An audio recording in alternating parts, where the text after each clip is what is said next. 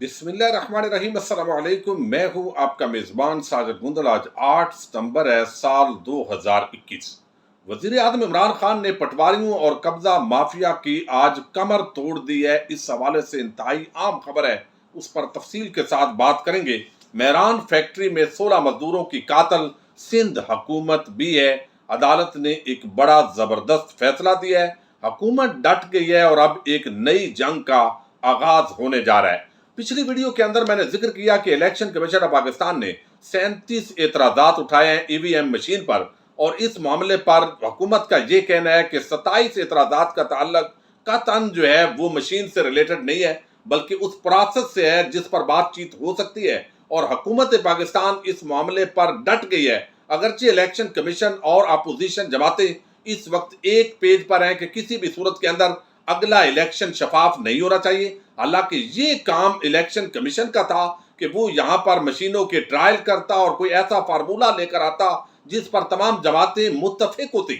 लेकिन election commission सुकून कर रहा है और हुकूमत जो काम करना चाहती है उसके अंदर भी रोड़े अटकाने की कोशिश हो रही है। लेकिन दूसरी तरफ हुकूमत ने फैसला किया है, वजीर आजम पाकिस्तान ने ग्रीन सिग्नल दिया है अपने वज़रा को और वाज़ेह मैसेज दिया है कि अगले इलेक्शन के हवाले से जरूर एक बिल कौमी असम्बली से पास करवाया जाएगा और उसके बाद जो है ये मामला हमेशा के लिए खत्म होना चाहिए। या तो कोई दलील के साथ कायल करे, नहीं तो कायल हो जाए, लेकिन ये इलेक्ट्रॉनिक वोटिंग मशीन का इस्तेमाल जरूर होगा। और इस मामले पर यकीनी तौर पर अब इलेक्शन कमीशन और अपोजिशन जमातें वो हाई कोर्ट या सुप्रीम कोर्ट ऑफ पाकिस्तान के अंदर कोई ना कोई पिटीशन फाइल करेंगी और एक कानूनी जंग का आगाज हो सकता है। लेकिन इस वक्त तक वजीर आजम इमरान खान ने इलेक्शन कमीशन ऑफ पाकिस्तान के वो एतराजात रद्द कर दिए हैं और अब एक जंग जो होगी वो कानूनी मैदान में होगी, जहां भी होगी उसको लड़ा जाएगा। दूसरी एक बड़ी खबर है, उसका ताल्लुक सिंध हुकूमत से है। अब आप देखिए कि बिलावल आजकल जनूबी पंजाब के दौरे कर रहे हैं और हर जगह बताता है कि ये हुकूमत नाकाम है, नाअहल है, इसको पता कोई नहीं है, अगला हुक्मरान जियाला होगा, सिंध के बाद पंजाब, खैबर पख्तूनख्वा, हर जगह पीपल्स पार्टी की हुकूमत होगी, क्योंकि सिंध के अंदर उनकी कारकर्दगी बड़ी जबरदस्त है और वहां पर जिस तरह दूध और शहद की नहरें बह रही है उसका इस्तेफादा अब पूरे पाकिस्तान को उससे उठाना चाहिए। लेकिन यहां मैं उसके थोड़े हालात आपके सामने रखता हूं कि सिंध के हालात क्या हैं। जब एक सूबे को आप बर्बाद कर रहे हैं तो पता नहीं वो दिमाग के अंदर क्या ये कीड़ा होता है कि फिर आप पूरे पाकिस्तान को बर्बाद करने का नारा बुलंद कर रहे हैं। कराची क्लिफ्टन के अंदर एक मजदूर, उस पर ट्रैक्टर चढ़ाया गया और वहां उसकी टांग से जो दायां जो पांव है वो कट गया, वो जुदा हो गया। अब उसने पांव को पकड़ा और वो हॉस्पिटल पहुंचा और थोड़ी देर के बाद उसको वो पांव का टुकड़ा भी नहीं मिला। उसने कहा जी वो किधर गया है? उन्होंने कहा कोई कुत्ता ले गया होगा। अब ये हालात हैं सिंध के। अभी लाड़काना, जहां से बेनजीर भुट्टो का ताल्लुक है और बिलावल जरदारी जो है उनका भी ताल्लुक है, तो अब वो कहते हैं कि तकलीफ जो है वो बंदे को नाक में थी। लाड़काना के मेयर डॉक्टरों ने आंख का ऑपरेशन कर दिया है। तकलीफ बढ़ती गई जब जो चांडियो साहब हैं, एक शख्स है, वो गए, ऑपरेशन किया गया और कराची जब लेकर गए तो डॉक्टर्स ने बताया यार आपका तो ऑपरेशन ही गलत हो गया, आपका तो नाक के अंदर तकलीफ थी, ऑपरेशन आपका आंखों में हो गया है। अब ये पोजीशन जो है वो इस वक्त लाड़काना की है। अब मैं आपके सामने एक और चीज रखता हूं और ये भी बड़ी गुड गवर्नेंस की एक अजीम मिसाल है कि यहां पर इंसानों को हकूक नहीं है सिंध के अंदर। वहां आप देखिए पानी की निकासी का इंतजाम नहीं है, अदालत को मुदाखलत करनी पड़ती है, वफाकी हुकूमत को मुदाखलत करनी पड़ती है। लेकिन वहां लाड़काना के अंदर 62 करोड़ का, लाड़काना कह रहा हूं सॉरी, सिंध के अंदर 62 करोड़ का एक बजट मंजूर हुआ है। किस मद में? जानवरों के लिए, यानी जानवरों को हम अच्छे हकूक देना चाहते हैं और उसमें से 22 करोड़ मच्छरदानियां जिससे जानवरों को मच्छर ना काटे, वो मच्छरदानियों के मद में लिया गया है। तो कितना खांचा लगाने का प्रोग्राम सिंध हुकूमत बनाती है वो आपके सामने है। अब मेहरान फैक्ट्री का जो स्कैंडल है उस हवाले से आज अदालत ने एक बड़ा अहम फैसला जारी किया है और उसके अंदर बताया गया और पूरा पोल खुल गया है कि किस तरीके से सारतापा पूरी सिंध हुकूमत करप्शन के अंदर मुलव्वस है और उस फैक्ट्री से भत्ता वसूल किया जा रहा था और उसकी जो लोग वहां पर मर्डर हुए हैं, जिनकी हलाकत हुई है, उसके अंदर उनका पूरा पूरा किरदार है। सेशन अदालत जिला शर्की के अंदर आज मेहरान टाउन के मुकदमे के अंदर जो मुल्जमान है ان کی درخواست ضمانت کا تحریری فیصلہ جاری ہوا ہے۔ اب میں آپ کے سامنے رکھتا ہوں، عدالت نے فیکٹری کے مالکان کے ساتھ متعلقہ اداروں کو بھی ذمہ دار قرار دیتے ہوئے کہا ہے کہ مقدمے میں متعلقہ اداروں کو شامل نہ کرنا مرنے والوں کے ساتھ ناانصافی ہوگی۔ غفلت برتنے والے تمام متعلقہ ادارے بھی حادثے کے ذمہ دار ہیں۔ رہائشی پلاٹ پر متعلقہ اداروں کی اجازت کے بغیر فیکٹری قائم کی گئی۔ محکمہ لیبر کا کوئی افسر کبھی وزٹ کے لیے نہیں گیا، یعنی جہاں پر اپروو ہی نہیں ہے، فیکٹری چل رہی ہے لیکن کبھی کوئی افسر وزٹ وہاں پر نہیں کر رہا۔ اور بتایا گیا تحریری فیصلے کے اندر کہ حادثے نے محکمہ لیبر اور اس کے ساتھ Sindh building control authority, KMC اور دیگر اداروں کی کارکردگی کو بے نقاب کیا ہے۔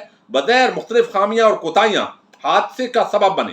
طے شدہ اصولوں کے برخلاف تعمیرات کی گئیں، آگ سے بچاؤ کے انتظامات نہیں تھے، دروازہ لاک تھا اور 16 بے گناہ افراد جان سے گئے۔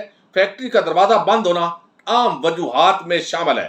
اس کے ساتھ ہی بتایا گیا ہے کہ فائر بریگیڈ تاخیر سے پہنچی، پانی کی کمی تھی، سول ڈیفنس کا عملہ غیر تربیت یافتہ تھا، مالکان نے متعلقہ اداروں سے رابطے کے خطوط پیش کیے۔ بدقسمت حادثے کے بعد ایسے رابطوں کا کوئی فائدہ نہیں۔ رہائشی پلاٹ میں فیکٹری غیر قانونی طور پر قائم کی گئی۔ اس میں سندھ بلڈنگ کنٹرول اتھارٹی نے صرف رہائشی مقاصد کے لیے گراؤنڈ +1 کی منظوری دی۔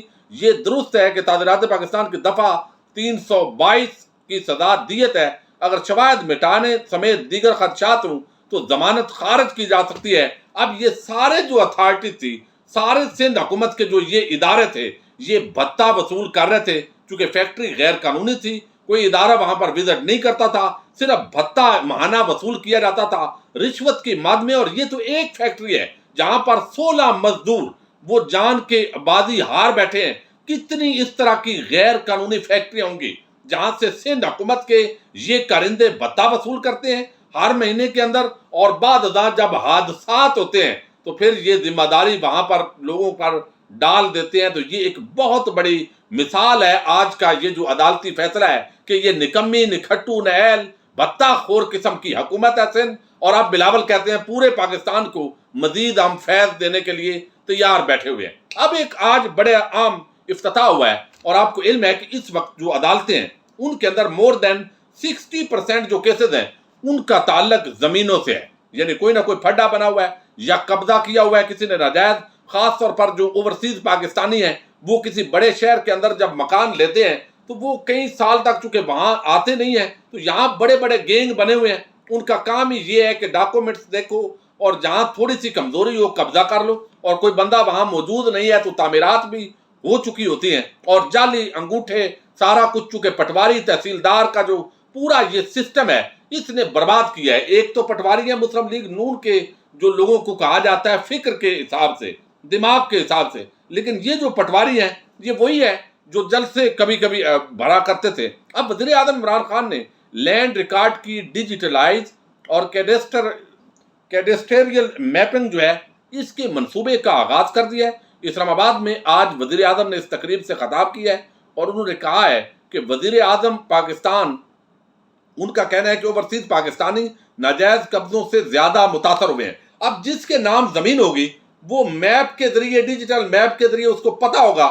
کہ کہیں سے بھی چیک کریں گے تو اس کی یہ زمین ہے، اتنے مرلے ہے، فلاں جگہ پر ہے، کوئی دوسرا قبضہ مافیا اس پر قبضہ نہیں کر سکتا، کوئی پٹواری تحصیلدار 2 نمبری نہیں کر سکے گا۔ اسلام آباد سے اس کا آغاز کیا گیا ہے، اب آگے لاہور، فیصل آباد، جھنگ، ملتان، ہر جگہ تک اس کو پھیلایا جائے گا۔ تو جب پورے پاکستان کی زمین یہ ڈیجیٹلائز ہو جائے گی اور میپ کے ذریعے سب کو معلوم ہو جائے گا تو پھر یہ قبضہ مافیا جو ہے اس طرح کے ہتھ کنڈے استعمال نہیں کرے گا۔ یہ ایک بہت بڑی کاوش ہے، اور عدالتوں کے اندر جو اس وقت بہت زیادہ کیسز کا رش ہے اس کے اندر واضح طور پر کمی ہوگی۔ اب اس میں بتایا گیا کہ مافیا نہیں چاہتا، وزیر اعظم کہتے ہیں کہ لینڈ ریکارڈ کمپیوٹرائز ہو، ٹیکنالوجی قبضہ گروپوں کو شکست دے گی، اگلے مرحلے میں لوگ زمینوں کا انتقال گھر بیٹھے آن لائن کروائیں گے۔ لینڈ ریکارڈ کی ڈیجیٹلائزیشن سے ہر کوئی اپنے پلاٹ کو کمپیوٹر پر دیکھ سکے گا۔ لینڈ ریکارڈ کو کمپیوٹرائز نہ کرنے سے طاقتور لوگوں کو فائدہ ہوتا رہا۔ 50% عدالتوں میں کیسز قبضہ گروپوں سے متعلق ہوتے ہیں۔ قبضہ گروپ کو اب یہ ٹیکنالوجی شکست دے گی۔ وزیر اعظم نے کہا ہے کہ سرمایہ کاری کے لیے ملک میں قانون کا یکساں نفاذ ضروری ہے۔ جائیدادوں پر ناجائز قبضے سے سب سے زیادہ बैरून मुल्क मुकीम पाकिस्तानी मुतासर हो रहे हैं। समंदर पार पाकिस्तानियों के लिए अगर मुनासिब माहौल फराहम कर दें तो वो अपने मुल्क में सरमायाकारी करेंगे। वज़ीर आज़म ने कहा है कि 3 सालों में अरबों रुपए की सरकारी जमीनों पर कब्जे छुड़ाए। इस्लामाबाद में 300 अरब की जमीन पर कब्जे थे। जंगलात की 1000 एकड़ जमीन पर कब्जे हुए। रिकॉर्ड डिजिटलाइज होने से कब्जों का पता चल जाएगा। कब्जा ग्रुप नहीं चाहता कि निजाम में बेहतरी आए। ताकतवर लोग जमीनों पर कब्जा करके पैसा बनाते हैं। हुकूमत टेक्नोलॉजी का इस्तेमाल करके आसानियां पैदा करेगी और जमीनों की कीमतें बहुत तेजी से जो है वो बढ़ी हैं। ये सारी चीजें वज़ीर आज़म ने बयान की हैं। यकीनी तौर पर ये एक बहुत ही जबरदस्त इनिशिएटिव है जो साबका हुकूमत है उसके अंदर जो कंप्यूटर सेंटर बने, रिकॉर्ड को वहां पर डिजिटलाइज किया गया। पंजाब के अंदर काफी हद तक इसके अंदर बेहतरी आई है। बाकी जो पाकिस्तान है वहां पर भी बेहतरी आएगी और आप मजीद मैपिंग के जरिए, ये जो सैटेलाइट मैपिंग के जरिए एक नया इनकलाब आ रहा है। यकीनी तौर पर ये कब्जा माफिया और पटवारियों का जो राज है उनको एक 1100 वोल्ट का झटका लगेगा और वो 2 नंबरी से जो पैसा बनाते हैं और कीमत जो है वो कम मुकर्रर करते हैं, कई तरह के 2 नंबर खाते होते हैं, तो वो उनके नाकाम होंगे। और ये पाकिस्तान आहिस्ता आहिस्ता दुनिया पूरी के अंदर जो बड़े तरक्की याफ्ता ममालिक हैं यही तरीका है। अब यही तरीका पाकिस्तान के अंदर होगा। अपने मेजबान साजिद गुंदल को नेक्स्ट वीडियो तक के लिए इजाजत दीजिए। अल्लाह हाफिज।